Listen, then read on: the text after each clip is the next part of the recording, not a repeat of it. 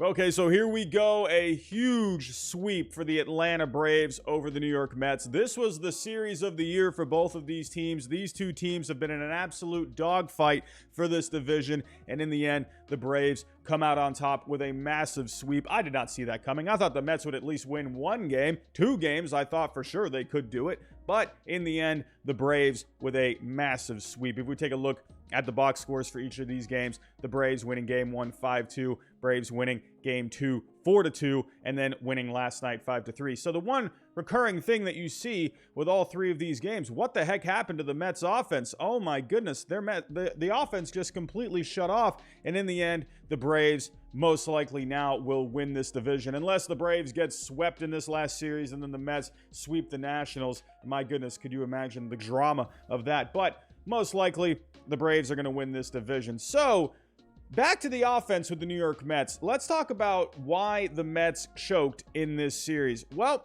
simply put, it was the offense. If we take a look here, the Mets all year have had an extremely good offense. 4th overall in WRC plus with a 115. And even over the last couple of weeks, the Mets offense has still been fine, even without Starling Marte, a 113 WRC plus, which ranks them 6th overall. So, what the heck happened in this series? Well, in the end, I think it came down to great game planning from the Atlanta Braves. If we go take a look here, we'll talk about the Mets pitching here in just a second, but I want to point out Max Fried. Take a look here at Max Fried. Curveballs, fastballs, some sliders, some changeups, and some sinkers. I want to take note of the curveball here. Now, when it comes to the curveball with the New York Mets, they have been one of the better curveball hitting teams in the major leagues this year.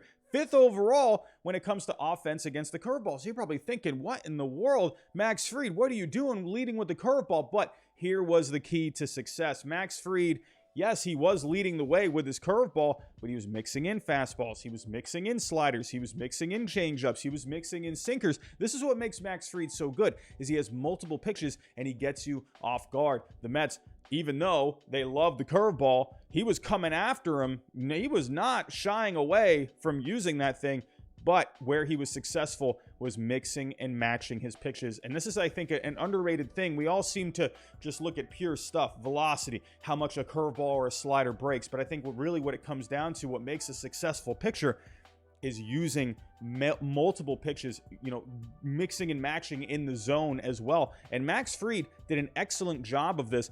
And also, I just want to point out as well, in game 2, Kyle Wright, a very similar story, led with the curveball, mixing in fastballs, sinkers, changeups, sliders. This is what made Kyle Wright and Max Fried both successful. But the funny thing is, and again, I'll mention it, they led the way with the curveball. How about game 3? How about game 3 with Charlie Morton? Probably not. I mean, if they're going to the curveball so much in the first couple of games, probably Charlie Morton didn't do that either.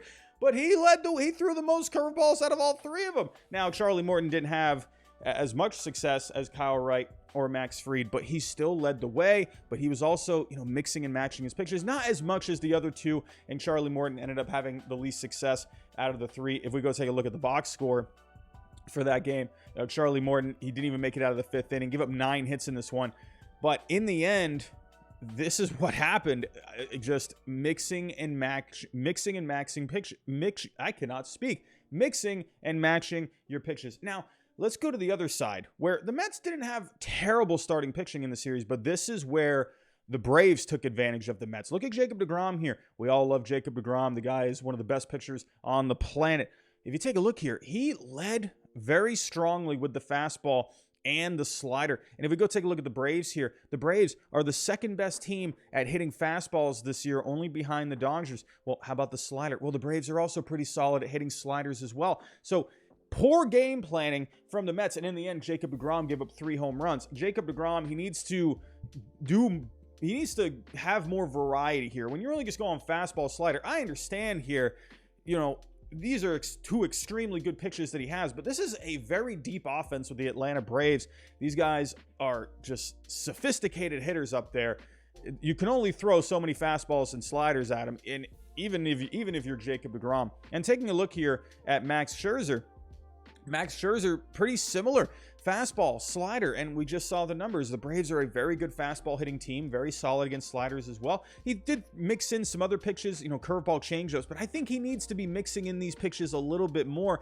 In the end, I think this just came down to the Braves just came better prepared in this series. I think the Mets, they just didn't have a good game plan with the pitching. The Braves, they had their offense just completely just confused the entire series. When you got, Kyle Wright and Max Fried just having so much variety with their pitches, I mean, that's going to stump any team in the end. I think in the end, the Mets, I think they're going to be able to make the necessary adjustments to get back on track.